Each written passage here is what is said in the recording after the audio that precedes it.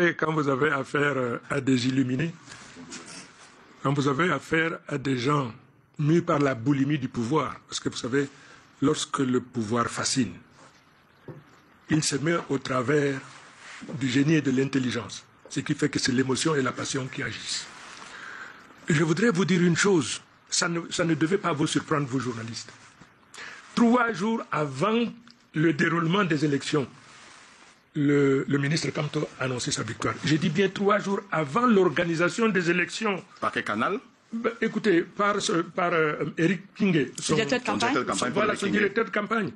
Et il a dit qu'ils sont prêts à défendre jusqu'au prix de leur sang leur victoire. L'élection n'a pas eu lieu.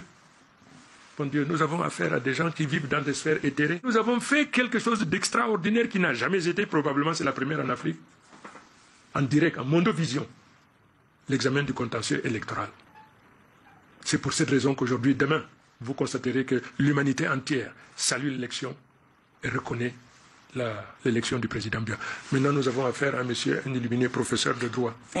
Il a été ministre dans le gouvernement de M. Biya. Vous ne pouvez pas parler d'un illuminé. Donc vous avez validé la candidature à une élection présidentielle. Le président Kamto a un rôle très important à jouer. Et il ne saurait se terrer dans le silence au moment où toute la nation attend qu'il prenne part, mais toute sa part à cette lutte. Alors, un candidat qui, lui, ne peut pas se présenter, c'est Maurice Kamto, qui est arrivé officiellement 2e il y a 7 ans, donc qui pèse, évidemment. Depuis qu'il a été déclaré inéligible, il y a un mois, beaucoup pensent qu'il est devenu le faiseur de roi au sein de l'opposition. Est-ce que vous espérez qu'il va sortir de son silence et donner des consignes de vote? Le président Kamto, le ministre Kamto, il est amoureux de cette nation. Il a connu une injustice extraordinaire. Je me suis toujours tenu à ses côtés et je continuerai à le faire. Je rencontrerai le président Kamto. C'est une figure emblématique de la lutte que le peuple mène pour se libérer. Le président Kamto a un rôle très important à jouer et il ne saurait se terrer dans le silence au moment où toute la nation attend qu'il prenne part, mais toute sa part, à cette lutte que le peuple mène pour sa victoire. Et donc vous pensez qu'il va sortir de son silence? Lui-même, il est conscient du rôle qu'il doit jouer. Ne le bousculons pas. Il a son timing, il a son tempo et wait and see. Alors vous l'avez déjà rencontré, c'était le 12 septembre. Qu'est-ce qu'il est ressorti de cette rencontre? Vous êtes espion de mes affaires.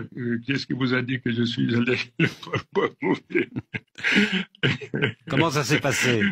Écoutez, très bien. Vous savez, moi j'en suis sorti satisfait, heureux, parce que à mes yeux c'est porteur d'espoir. Et vous allez le rencontrer à nouveau dans les prochains jours? Chaque fois que ce sera nécessaire. Et vous espérez qu'il donne une consigne de vote peut-être en votre faveur, Issa Tshiroma?